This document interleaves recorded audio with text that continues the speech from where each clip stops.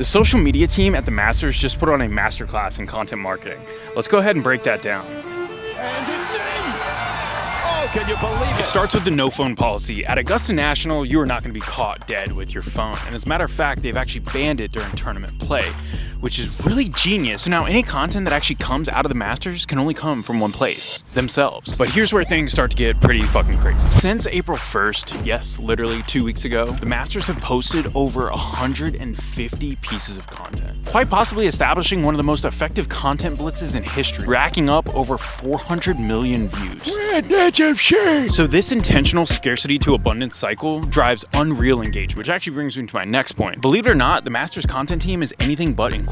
They play favorites 100% and they craft their own narrative that they know is going to get views. Everyone and their mother, including my mother and myself, was captivated by the potential for Rory McIlroy to avenge his 11-year-old loss at the prior Masters. This year's Masters was all about Rory McIlroy, and they did not shy away from that when it came to the content. This is a classic case of do what you know will work, not what you want to work. Brands who play into the hands of their own viewers win. Lastly, and what I believe to be the most important, is the strict emotional standards and filtering of their content. If a moment genuinely did not evoke emotion, whether it be awe, nostalgia, tension, or triumph, it wasn't fucking posted. This emotional discipline and pre-planning of content standards means every single piece of content had to resonate deeply with the viewers. Please go ahead and look at the comment section on these posts and tell me it did not do just that. So as a brand, you should be crafting a set of creative standards across the board. And if a piece of content that you've made does not fit those standards, whether emotionally or just engagement-wise, don't post it. Post with purpose. So your final actionable advice is this: if your brand is looking to roll out a campaign, event, or activation, you need to follow this format. 10% of your content needs to hype and tease what the event is. 80 to 70% of that content needs to be the in-the-moment documentation of that event. And then lastly, you want about 10% of that content inside that blitz